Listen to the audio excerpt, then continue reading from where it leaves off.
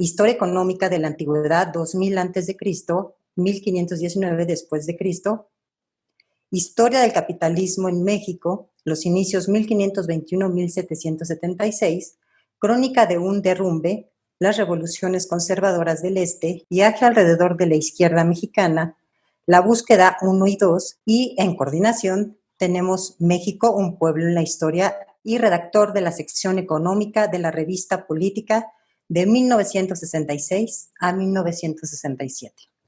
Ha sido acreedor a varios reconocimientos, como Medalla Hegel de la Universidad Humboldt de Berlín, Maestro Emérito por la Universidad de Ciudad Juárez, Doctor Honoris Causa por la Universidad Autónoma de Puebla y es investigador nacional del Sistema Nacional de Investigadores desde 1984. Adelante, doctor. Gracias. Gracias. Antes de comenzar, quiero dar las gracias al INERV y a su director, Felipe Ávila, por la invitación que me han hecho para presentar esa conferencia sobre la conquista de México y la división de los pueblos indígenas y, de paso, saludar a todos los asistentes virtuales de este encuentro.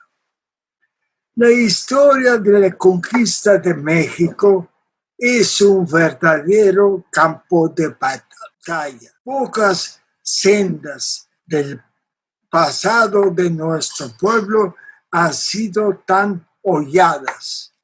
Las interpretaciones se multiplican, pero no siempre avanza la historia.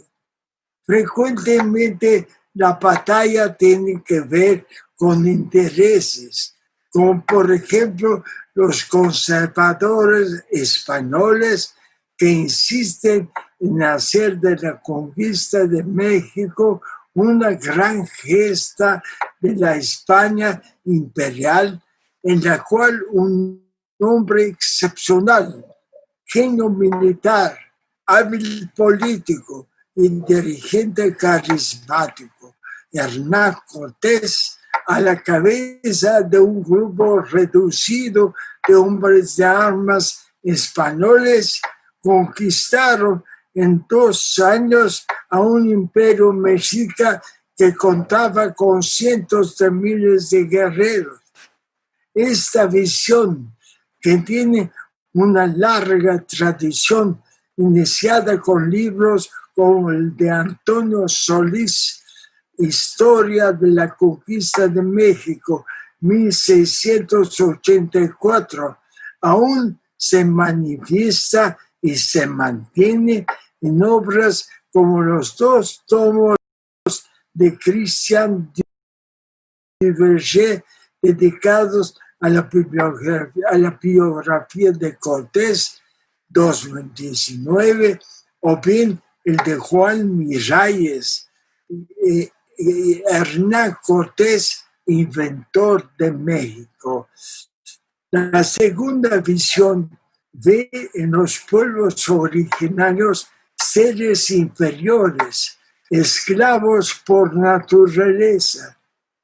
Su principal exponente, Juan Ginés de Sepúlveda, decía: estos bárbaros del Nuevo Mundo, en prudencia, ingenio, virtud y humanidad, son tan inferiores a los españoles como los niños a los adultos y las mujeres a los varones, habiendo entre ellos tanta diferencia que va de gentes fieras y crueles a gentes clementísimas, y de los prodigiosamente intemperantes a los continentes y templados. Esto por decir que la diferencia es de monos a hombres. Sepúlveda justifica todas las barbaridades de la conquista como guerra justa y afirma: por muchas causas, pues, y muy graves, están obligados esos bárbaros a recibir el imperio de los españoles conforme a la ley de la naturaleza. Y ahora, y a ellos provechosos que a los españoles, porque la virtud, la humanidad y la verdadera religión son más preciosas que el oro y la plata. O sea, dadnos su oro y plata y nosotros le daremos humanismo. Y si rehúsa nuestro imperio, agrega Sepúlveda, podrán ser compelidos por las armas a aceptarle. Y será esta guerra, como antes hemos declarado, con la autoridad de grandes filósofos y de teólogos, justa ley de la naturaleza. La colonia fue identificada por esa corriente con una era de pax hispánica, en la cual los pueblos originarios desaparecen de la historia para que esta sea la de sus exploradores y dominadores peninsulares y criollos. Los partidarios de la versión de los conquistadores míticos sostienen que las batallas de la conquista las ganaron todas los valientes españoles. Las intrigas políticas fueron obra de Cortés y el sitio tuvo éxito debido a la dirección de sus capitanes y los famosos 13 bergantines que él había mandado construir. Esta versión solo recoge por sordina que hubo algunos auxiliares, tamenes y guías indígenas. Basta examinar el mapa de Tenochtitlán en 1519 para comprender la imposibilidad material para que 70 hombres, sean estos quien sea, pudieran establecer un sitio mixto que comprende acciones lacustres y terrestres a una ciudad de la dimensión de la capital mexica. Ni en sueños era suficiente para poner sitio y tomar una urbe que, según Viñó y Kruczynski, tenía unos 300,000 habitantes. Cortés podía creer en Santiago y sus milagros, pero en cuestión de estrategia militar era un astuto realista. Aun cuando existen cálculos muy diferentes sobre el tamaño, todos los historiadores están de acuerdo que nos encontramos ante una urbe muy poblada, seguramente una de las más grandes de su tiempo. Según José Luis Rojas, la ciudad de Tenochtitlán, incluyendo el islote de Noloalco, donde se encontraba Tlatelolco, tenía una extensión de 1,200 a 1,500 hectáreas. El 60% de sus habitantes tenía entre 15 y 50 años de edad, y considerando un 50% de población masculina, tenía los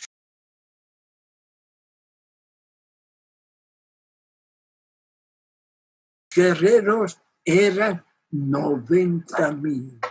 Es verdad que la epidemia de viruela cayó sobre Tenochtitlán la segunda mitad de 1520, causando una mortandad que se calcula en 1/3 de la población, pero los efectos de esa catástrofe fueron paliados por la entrada en Tenochtitlán de refugiados de la guerra librada por la gran alianza anti-azteca en contra de los habitantes de Iztapalapa. Muchos alcolúas, otomíes, tepanecas, xochimilcas y los habitantes de Iztapalapa se resguardaron en Tenochtitlán para tomar parte en la defensa de la capital. Ya hacia el final del sitio, las mujeres mexicas lucharon al lado de los guerreros, lanzando piedras y otros proyectiles desde las azoteas de sus casas. Toda la población adulta, entre pilis y mazuales, entre artesanos y comerciantes, participaron en la defensa de su ciudad sin diferencias, bajo el lema victoria o muerte. La ciudad lacustre tenía solo 3 calzadas para comunicarse con tierra firme: las de Tepeyac, Tacuba y Iztapalapa. El ancho de cada una de ellas era de cerca de 10 metros y estaban interrumpidas con varios pasos de aguas y puentes que se podían levantar en caso de asedio. Ahí se libraron los combates terrestres iniciales. Los aliados las conquistaban de día y los mexicas las volvían a tomar de noche. Además, por medio de canoas,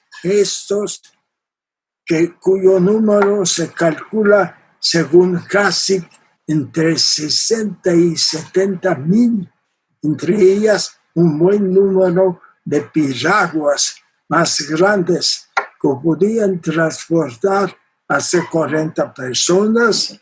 Los tenochcas se podían comunicar por agua con todas las poblaciones costeras y rendir fieras batallas en el lago contra los bergantines españoles y seguir abasteciendo la ciudad. Cuando el miércoles 26 de diciembre de 1520, en la plaza del Teocalli Mayor de Tlaxcala, Cortés pasó revista a los tropas españoles.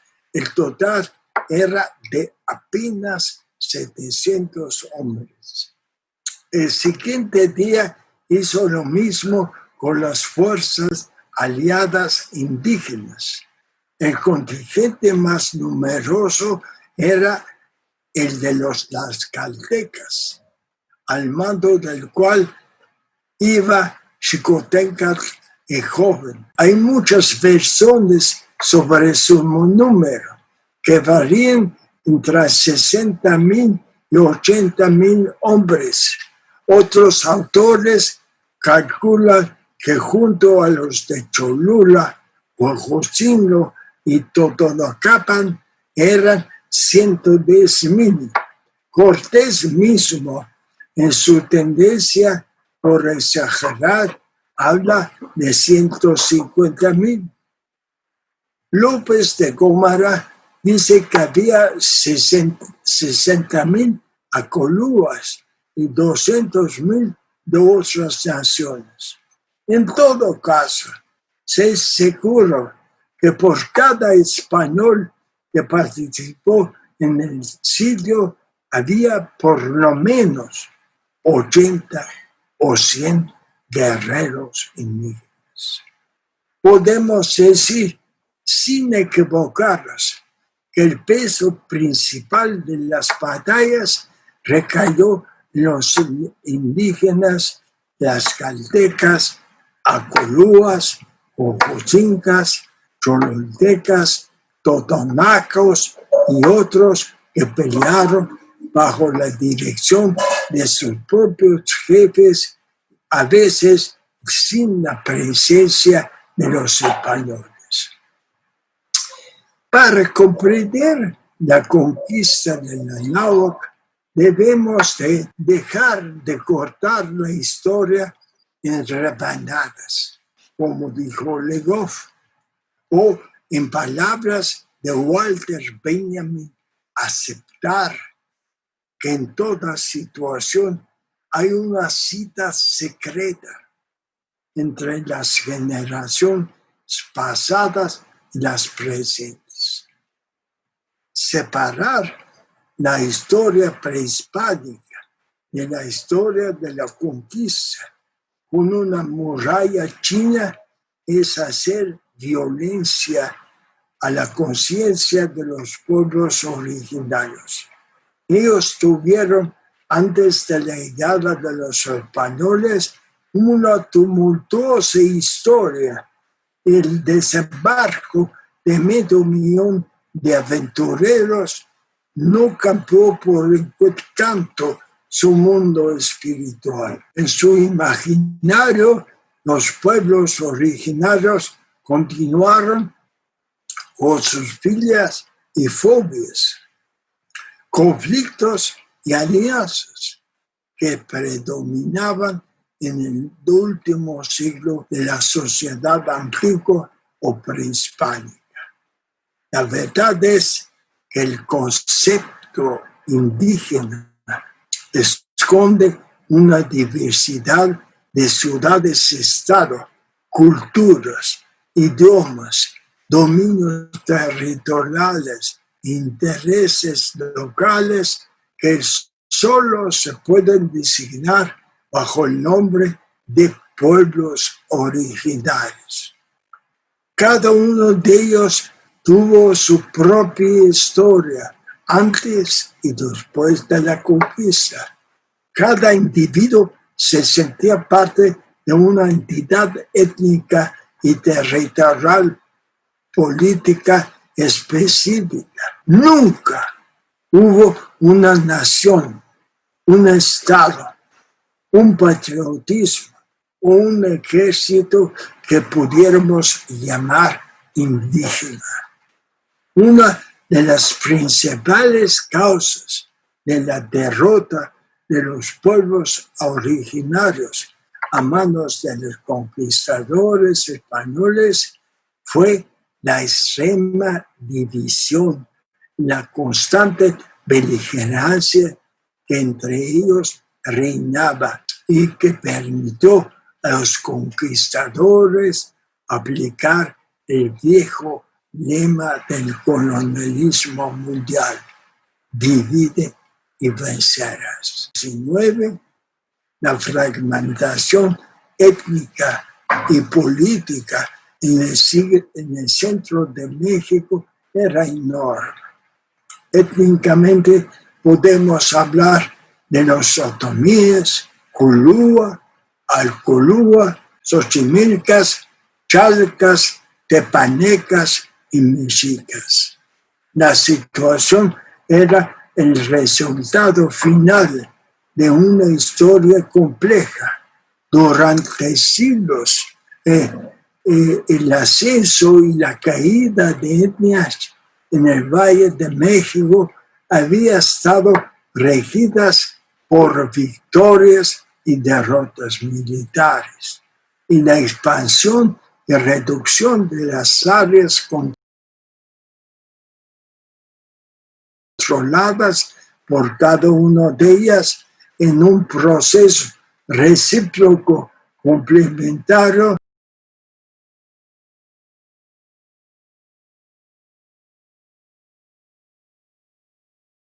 Además,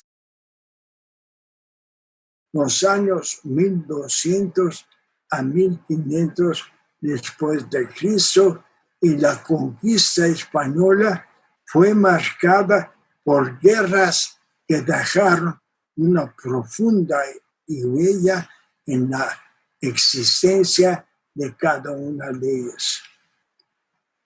Entre ellos había diferencias en el orden político, las relaciones económicas y las estructuras ideológicas. La población total y la densidad había crecido considerablemente debido al aumento natural y la inmigración, llegaba probablemente a unos 8 o 10 millones de habitantes, de los cuales solo 1 millón eran aztecas. La contradicción principal, oigan bien, la contradicción principal en el mundo de los pueblos de Nanáhuac en el último siglo de su historia prehispánica, 1421 a 1521, fue la contradicción entre el imperio azteca, el dominio azteca y los pueblos sometidos a él. Los mexicas eran una nación eminentemente guerrera. Cada año combinaban las labores agrícolas con las expediciones de conquista. En 100 años habían conquistado a sangre y fuego un imperio que en 1519 incluía unas 400 o 500 pequeñas ciudades-estado o altepetl. Los aztecas exigían a todos los pueblos sometidos tributo, trabajo masivo para sus construcciones, apoyo en sus expediciones guerreras y esclavos para los sacrificios. Además, había pueblos enclavados en el imperio a los que no lograron someter, como los tlaxcaltecas, los de Huajotzingo y Cholula, pero con los cuales sostenían guerras crónicas. El imperio azteca estaba basado en el miedo, que debía ratificarse cada año con éxito que inspirara terror. Es natural que el odio y el temor que inspiraban los aztecas fuera creciendo, y muchos pueblos estaban dispuestos a luchar contra ellos, pero sus rencillas impedían toda acción conjunta. Los elementos de la Gran Alianza Antiazteca que siguió y tomó Tenochtitlán se fraguaron durante las últimas décadas del periodo postclásico. La historia había trabajado durante largas décadas para crear la situación adecuada para una rebelión masiva de los pueblos de Nanáhuac contra el imperio azteca antes de la llegada de los españoles. Cortés supo aprovecharla para su propósito, imponer el dominio del imperio español sobre todos los pueblos originarios. Desde Veracruz, después de los primeros encuentros con los embajadores mexicas, Cortés comprendió que la cúspide de todo el sistema político de la región estaba en Tenochtitlán. Y su gran jefe era Moctezuma. Decidió someterlo al vaciaje de la corona, ya sea convenciéndolo, apresándolo o incluso matándolo. Muy pronto se dio cuenta que muchos pueblos veían a los aztecas como amos crueles y estaban deseosos de sacudirse de su ferro. Irónicamente, la lucha por la libertad de los pueblos indígenas dominados por el imperio azteca y la empresa colonialista de los españoles coincidieron y se superpusieron en un momento crucial. Voy a repetir porque esa es una idea fundamental. Solo la suma de los pueblos que fue la gran alianza antiazteca pudo acometer ese objetivo. En la confluencia de pueblos originarios de la náhuatl y conquistadores españoles, considero por un momento, dos movimientos con propósitos opuestos. Los indígenas sometidos o bien hostilizados por los aztecas luchaban para liberarse del cruel dominio de un poderío imperial.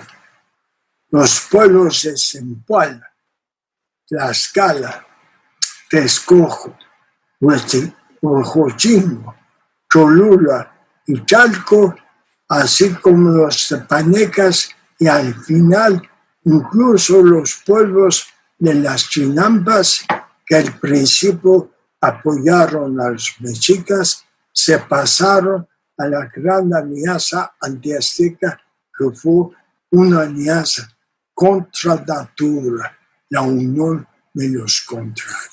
Como prueba de la presencia abrumadora de pueblos originarios en la alianza antiazteca, basta notar que cuando el lunes 20 de mayo de 1521 se inició el sitio de Nochitlán, Cortés dispuso que Alvarado dirigiera las operaciones en Tlacopan con 198 españoles y hoy también más de 25,000 aliados indígenas. Cristóbal de Olid se debió colocar en Coyoacán con 221 españoles y 20,000 aliados, así como 30,000 aliados de Huejotzingo, Cholula y Chalco. Los destacamentos indígenas de la Gran Alianza Antiazteca participaron en todas las operaciones bajo la dirección de sus propios jefes y se distinguieron en varias ocasiones. Se peleó sin dejar ni perder ni pedir cuartel durante 83 días de noche y de día, porque Cortés, no confiando en la constancia de sus tropas, renunció a rendir Tenochtitlán por hambre y decidió aprovechar cada minuto destruyendo sistemáticamente la ciudad, que era una joya, una maravilla del ingenio humano.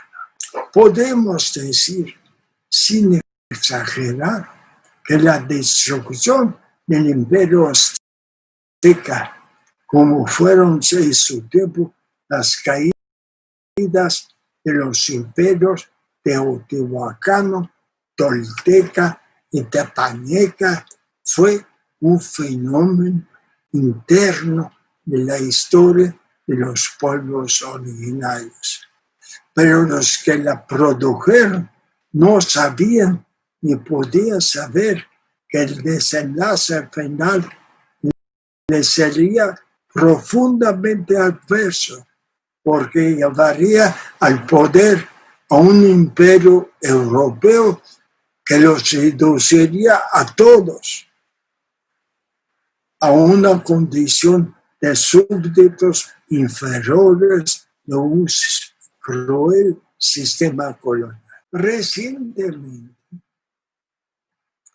ha aparecido una corriente en los Estados Unidos que ha elevado al rango de conquistadores a los nativos que participaron como aliados de los españoles en casi todas sus expediciones contra los pueblos que se resistieron.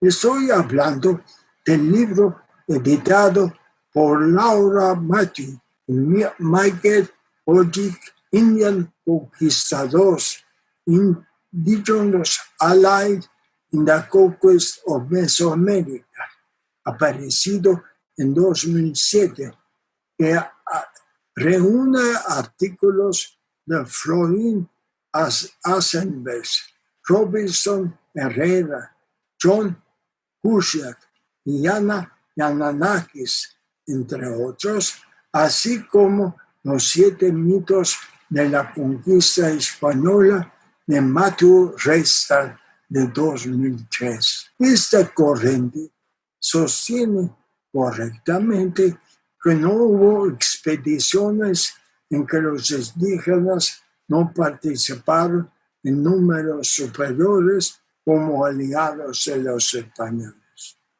Estos indios fueron, según estos autores, el sector principal de la conquista y sus hazañas registradas en documentos y obras escritas por sus descendientes son la verdadera historia de la conquista.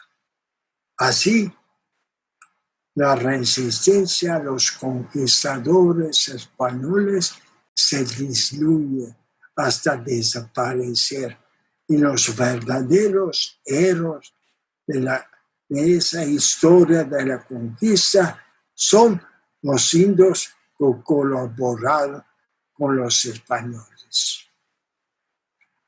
En versiones mexicanas más tardías y extremas, como el de ¿Quién conquistó México 2019?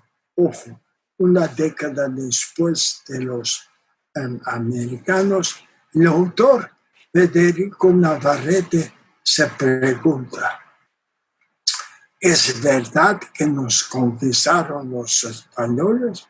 Y responde: esa frase funciona a la vez como una sentencia de derrota e impotencia dirigida a los indígenas, como una condena nunca suficiente a los valores.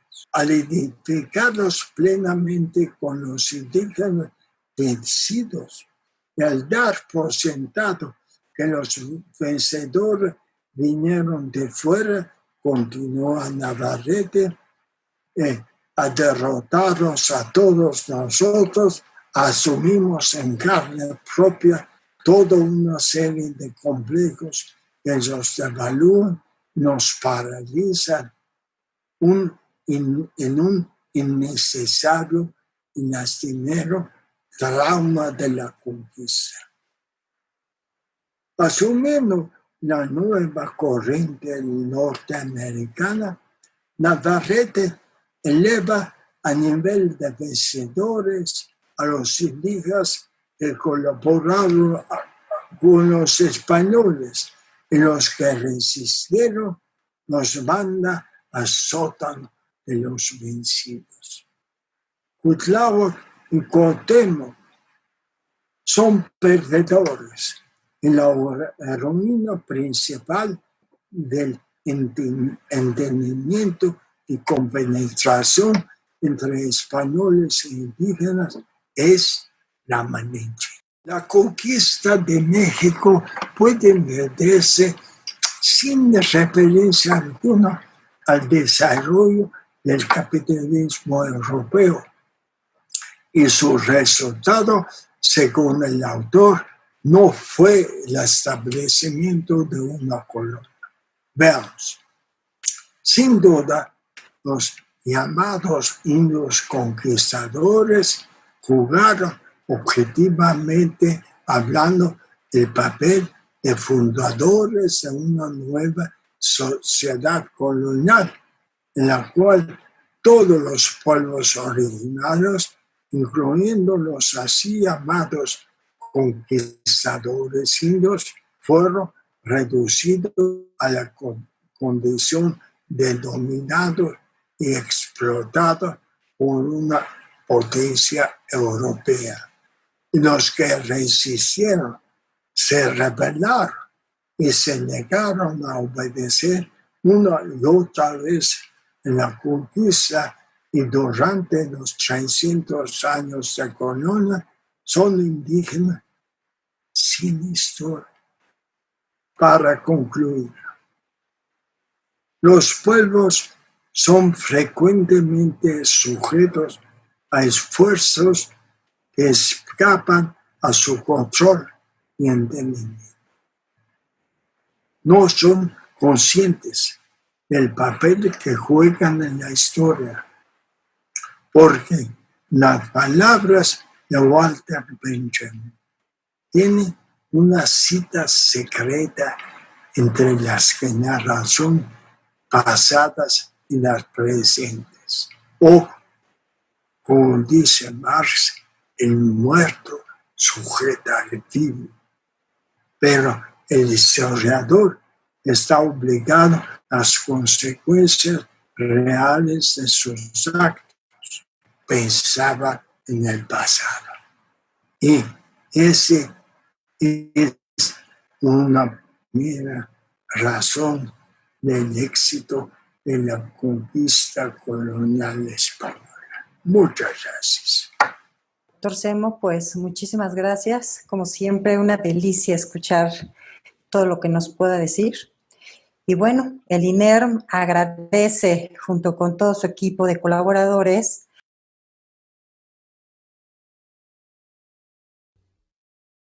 Secretaría de Cultura. Gobierno de México.